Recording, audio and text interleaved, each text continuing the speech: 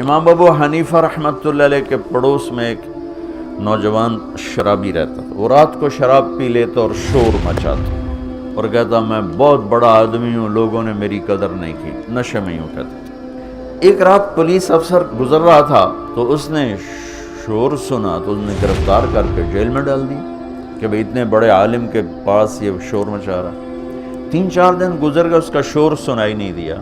تو امام صاحب کہنے لگے وہ ہمارا پڑوسی کہاں گیا؟ کہا جو تو پولیس پکڑ کے لے گئی.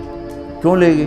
کہ وہ شراب کے نشے میں شور مچا رہا تھا تو انہوں نے آپ کی وجہ سے اس کو پکڑ کے ڈال دیا. صبح کا انتظار نہیں کیا, اسی وقت اٹھے اور اس پولیس افسر کے گھر پہنچ گئے. بھائی وہ میرے پڑوسی کو چھوڑ دو. کہا جی میں نے تو آپ کی وجہ سے پکڑا ہے, آپ اتنے بڑے عالم ہیں, آپ علمی کام کرتے ہیں, آپ کو میں خلل ڈالتا ہے. کہا نہیں بھائی تو میری وجہ سے پکڑا ہے تو میری وجہ سے چھوڑ دے. کہا جی میں چھوڑ دیتا ہوں.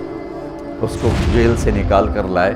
کہنے لگے کیوں بھائی تم کہا کرتے ہو نا میں بہت بڑا آدمی ہوں پر لوگوں نے میری کوئی قدر نہیں کی, تو میں نے تیری قدر کی ہے کہ نہیں کی؟